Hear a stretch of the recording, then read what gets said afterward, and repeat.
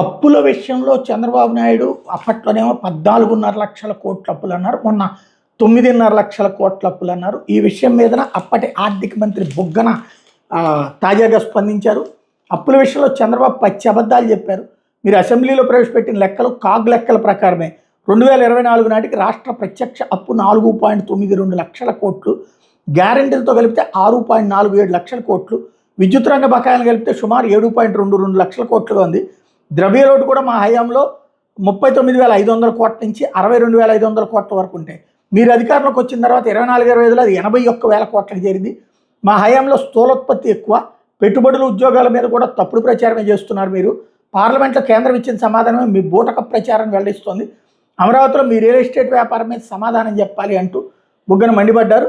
వైఎస్ఆర్సీపీ హయాంలో 15,004 గ్రామ వార్డు సచివాలయాలు ఏర్పాటు చేసాం, 135,000 యువతకు శాశ్వత ప్రభుత్వ ఉద్యోగాలు ఇచ్చాం, 10,032 విలేజ్ క్లినిక్స్ నిర్మించాం, నాడు నేడు ద్వారా ప్రభుత్వ ఆసుపత్రుల రూపురేఖలు మార్చడానికి 17,000 కోట్లు ఖర్చు చేసాం, ఒకేసారి 17 మెడికల్ కాలేజీలు చేపట్టి 5 పూర్తి చేసాం, రైతుల కోసం 10,778 ఆర్బీకేలు ఏర్పాటు చేసాం, ఉచిత పంటల బీమా కింద 54.5 లక్షల మంది రైతులకు 8,000 కోట్లు చెల్లించాం, నాడు నేడు కింద మొదటి దశలో 15,715 స్కూళ్ళు, రెండో దశలో 22,344 ప్రభుత్వ బడులను కార్పొరేట్ స్థాయికి తీర్చిదిద్దాం, 25,000 కోట్లతో 4 నూతన పోర్టులు, 6 ఫిషింగ్ హార్బర్లు నిర్మాణం చేపట్టాం, అమ్మఒడి ద్వారా 26,000 కోట్లు, వైఎస్ఆర్ ఆసరా ద్వారా 25,500 కోట్లు, చేయూత ద్వారా 20,000 కోట్లు అక్క చెల్లెమ్మల ఖాతాల్లో నేరుగా జమ చేశామని చెప్పుకొచ్చారు.